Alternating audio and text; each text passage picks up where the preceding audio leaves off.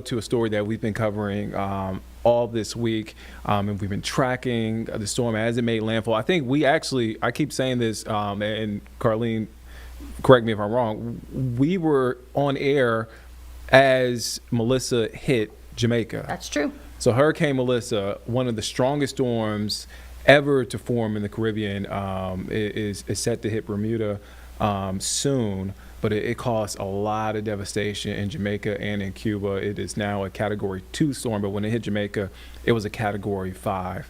And right now, and we've been checking in with folks here in Charlotte with family over in Jamaica, or folks who are over in Jamaica right now. We actually have a young woman on right now with us live here on Live Impact News, Dacquin Curry, who is in Jamaica. I just want to ask, how are you doing, and where are you right now?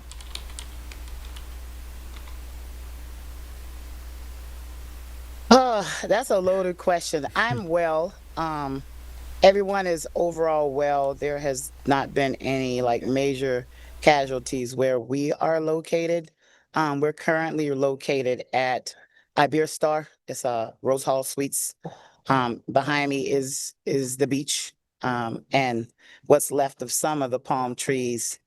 A lot has happened in reference to the damage that the storm caused.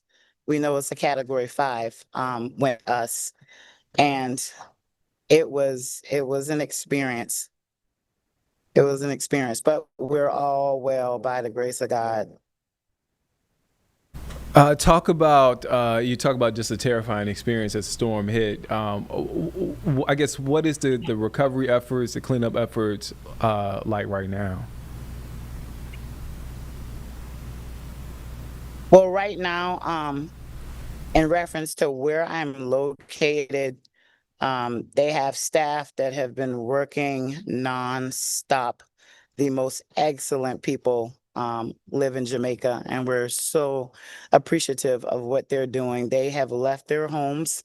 Most are not able to get in touch with their own families because of a lack of signal. So we've just been aside, hurry up and get back home. We've been trying to encourage them and love on them because they don't know, how their family members are doing. Um, and along with them working, some of us have gone around and helped with cleanup around the resort.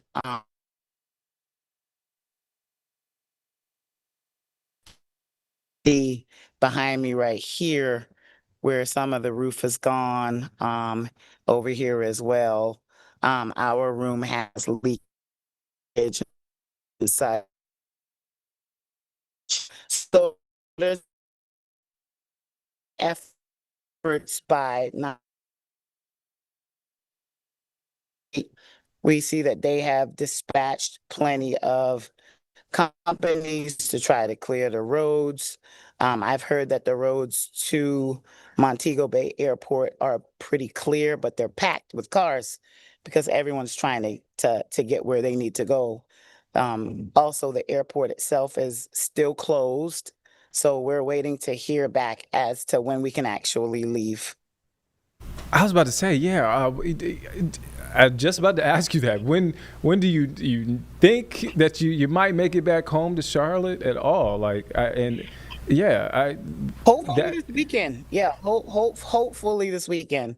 I know and I've heard that Kingston, which is like 3 hours away, their airport is doing limited, commercial flights. I've called. Oh my God, my flights have been canceled. My husband and our flights have been canceled like 10 times. Um, Even before the storm came, because they shut the airport down. We were supposed to leave last Sunday. We got here last week, Wednesday, for my cousin's wedding. I told him, look, we do it again, I think. But we are supposed to depart Sunday at 3. They shut the airport down at 12. We could not leave. The storm didn't hit until Tuesday, I think it was. Tuesday.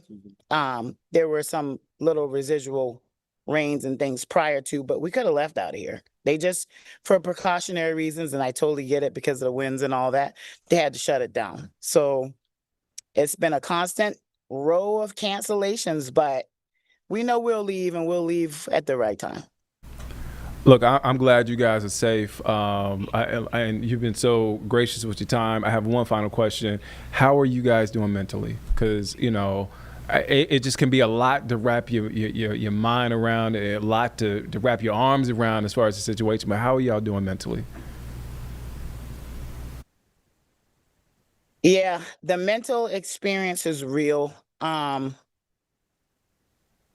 We're originally from Charleston, South Carolina, so we've been through hurricanes, but we've never been through a hurricane in a whole different country. Um, and that's rough. It's been a little rough. It's been great where we are because it could so much be more worse than what it actually is.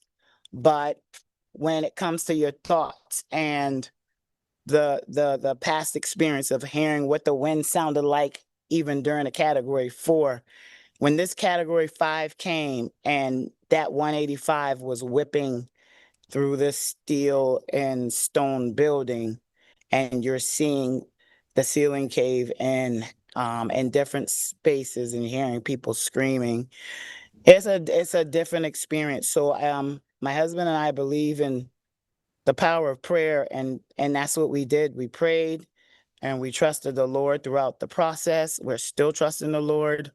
And we've really taken the focus off of us and really put it on the focus of the people that are here, that live here, that breathe here, that work here. And we know tourism is like their livelihood. So it's gonna be a rough road for them. Um, but they're resilient. They're resilient. And so are we. So thank you for asking about the mine because it was a true experience. It really was I want to write a book. Look for it. Of course, Look for it to come. I always want to ask that because that's sometimes folks, we don't think about how folks are doing mentally when it comes to big events like this. But that's a great perspective. Look, you guys continue to be safe. Safe travels back, and we're gonna have to check in on you when you make it back. So don't be a stranger here on the program. I will not. Thank you so much for having me on. Thank you for your prayers. And if anybody in America has a Learjet, can send it this way. I know about 12 good passengers. Let me make some phone calls. Please. Dacquin, thank you for your time. Thank you so much.